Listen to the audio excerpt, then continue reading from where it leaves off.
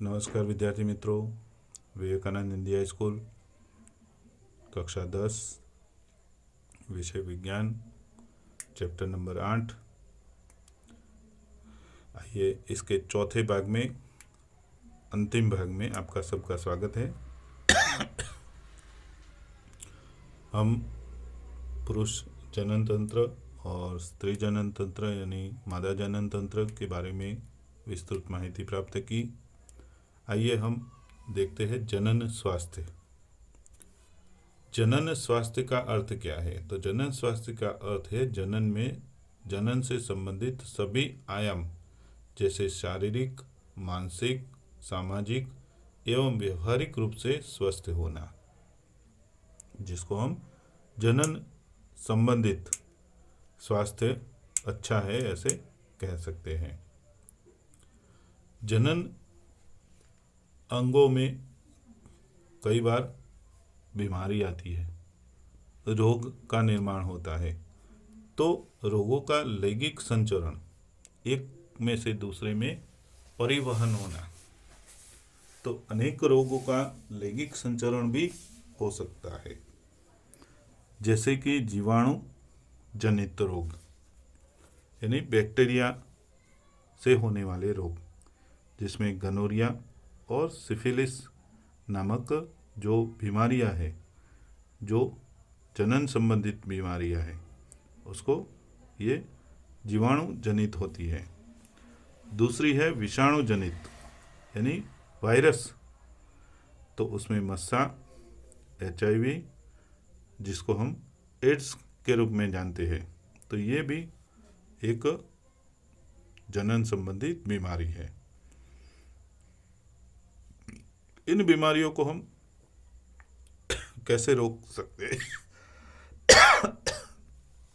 तो कंडोम के उपयोग से इन रोगों का संचरण कुछ सीमा तक रोकना संभव होता है। गर्भरोधन, गर्भधारण को रोकने की क्रिया को गर्भरोधन कहते हैं।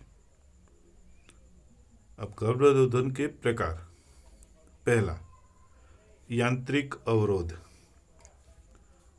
शुक्राणु को अंड कोशिका तक नहीं पहुंचने दिए जाने की क्रिया,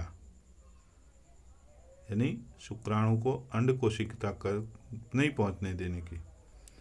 तो उदाहरण के लिए शिश्न को ढकने वाला कॉन्डोम, यानी ये अंड कोशिका तक जो शुक्राणु है वो पहुंच सकते नहीं है कॉन्डोम के कारण।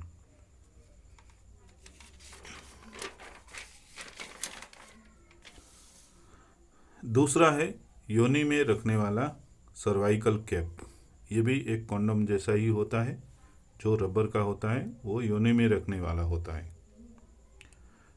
बी, रासायनिक तकनीक, शरीर में हार्मोन के संतुलन के परिवर्तन का है, जो रासायनिक रूप से हम उन शुक्र कोशिकाओं को अंडवाहिनी तक पहुंचने के लिए रोक सकते हैं। कैसे? तो मादा के शरीर में हार्मोन जो होता है वो हर महीने अंड कोशिका का निर्माण करता है, वो हार्मोन के ऊपर आधारित है, लेकिन उन हार्मोन के संतुलन को हम परिवर्तन करके अंड का मोचन नहीं होने देते, अतः निषेचन नहीं हो सकता। ये दवाइयाँ सामान्यतः गोली के रूप में ली जाती है। तो ये हम गोलियां लेते हैं 1 महीने की, वो ये जो गोलियां है वो ये होती है जो हार्मोन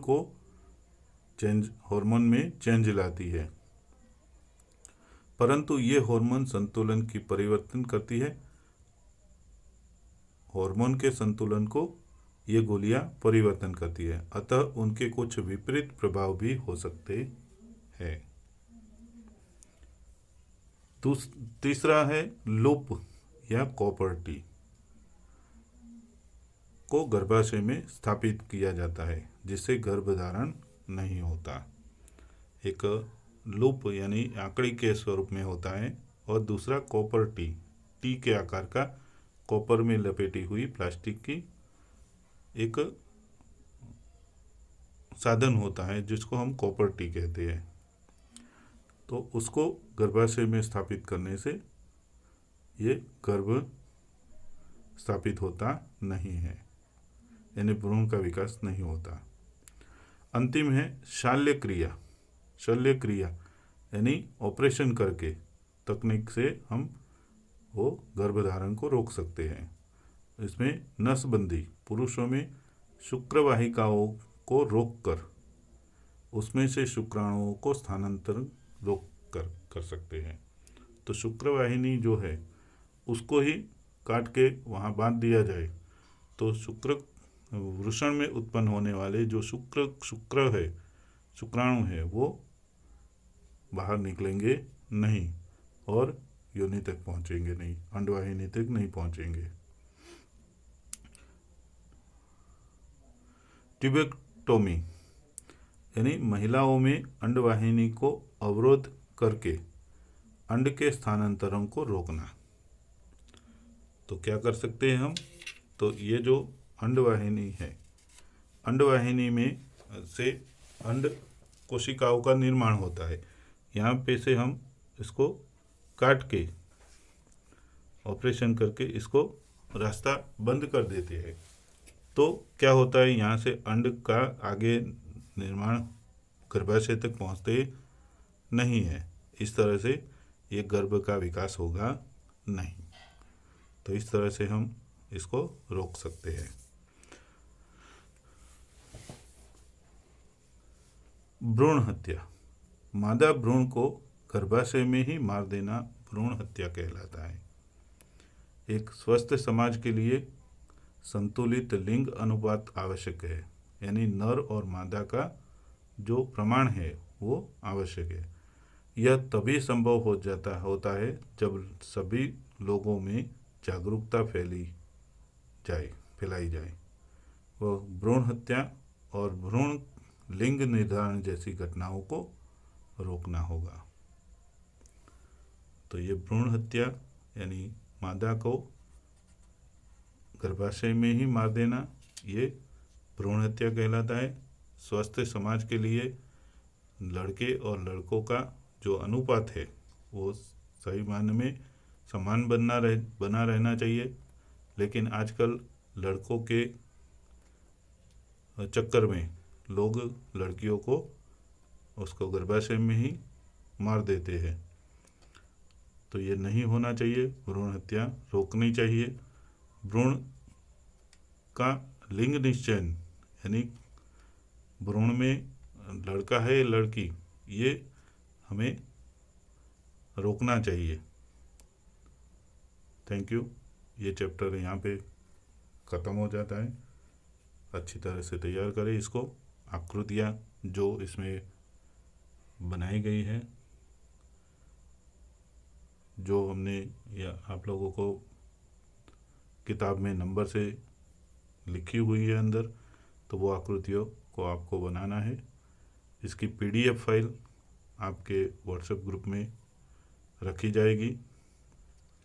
कई बच्चों ने ऐसे भी कहा है कि ये जो 70% अभ्यासक्रम पूछा जाएगा वो कौन कौन सा होगा। तो मुझे जितनी माहिती मिली है वो माहिती मैं शेयर कर रहा हूँ, लेकिन वो 100% सही है ऐसा मैं नहीं कह सकता। लेकिन मुझे प्राप्त हुई है उसी आधार पर आप लोगों को दे रहा हूँ। पहले भी मैंने रखी है, कई लोगों के तक नहीं पहुँची होगी, तो फिर से एक बार रखूँगा। आप ध्यान कर लेना सभी चैप्टरों के लिए। और प्रत्येक चैप्टर के शुरुआत में भी ये उसको समझ दी जाती है, तो ध्यान से उसको तैयार कर लेना। Thank you. Have a good day.